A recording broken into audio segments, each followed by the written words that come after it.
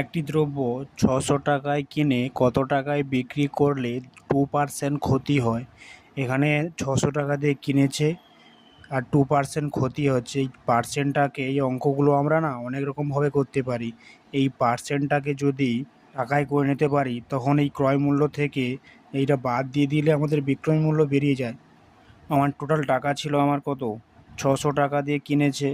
এইটাকে যদি আমি 100% ধরে নেই, এই 100% ধরার ফলে কী হবে, এই দুপাশে দুটো করে শূন্য তুললে এইখানে 1% পড়ে থাকবে। উভয় পক্ষে 2 দিয়ে গুণ করলে 2%, তার 2%-এর জন্য আমার 12 টাকা ক্ষতি হচ্ছে।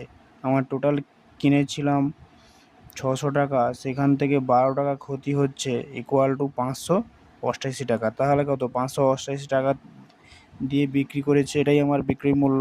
এটা যদি টাইপ 1 হয়, টাইপ 2তে আমরা কীভাবে দেখব?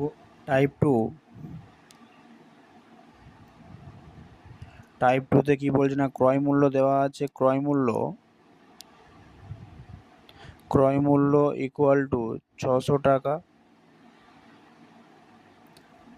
আর ক্ষতির হার দেওয়া আছে। ক্ষতির হার ইকুয়াল টু 2%। তাহলে বিক্রয় মূল্য কত না, বিক্রয়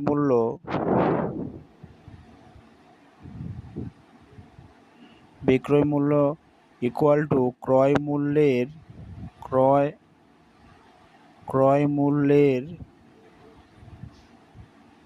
টোটাল আমার 100%, সেখান থেকে 2% ক্ষতি হয়ে গেছে। তাহলে কত, 98%। এখানে 98% লিখব। তাহলে ক্রয় মূল্য এখানে ৬০০ টাকা ছিল, তার 98%। এবারে ৬০০ গুণিত এই 98কে পার্সেন্টেজ তুলে নিচে 100 দিয়ে ভাগ, এই দুটো শূন্য কাটবো। তাহলে 98 গুণিতক 6, তাহলে 588 টাকা। এখানে একটা ক্রয় মূল্য বেরিয়ে গেল। টাইপ 3 কীরকমভাবে করব না, একই অঙ্ক আমরা বিভিন্ন রকমভাবে করতে পারি। টাইপ 3 কি না, বিক্রয় মূল্য। আরও একটা সূত্র আছে যে বিক্রয় মূল্য সমান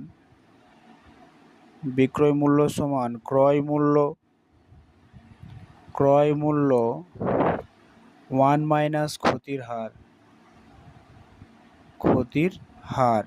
এবার এখানে ক্রয় মূল্য ৬০০ টাকা দেওয়া ছিল, 1 মাইনাস ক্ষতির হার কত বলা ছিল না, 2% ক্ষতির হার, এটা লিখলাম। এবার ৬০০ ব্র্যাকেটের মধ্যে 1 প্লাস এই পার্সেন্টেজটা তুললে নিচে 100 দিয়ে ভাগ।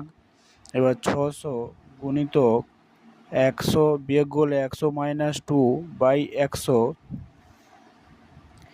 ৬০০ গুণিতক 98, এটা বিয়োগ করলে 98, নিচে 100, এই দুটো শূন্য কাটলাম। তাহলে 98 গুণিতক 6 ইকুয়াল টু 588। এটা একটা টাইপ হতে পারে।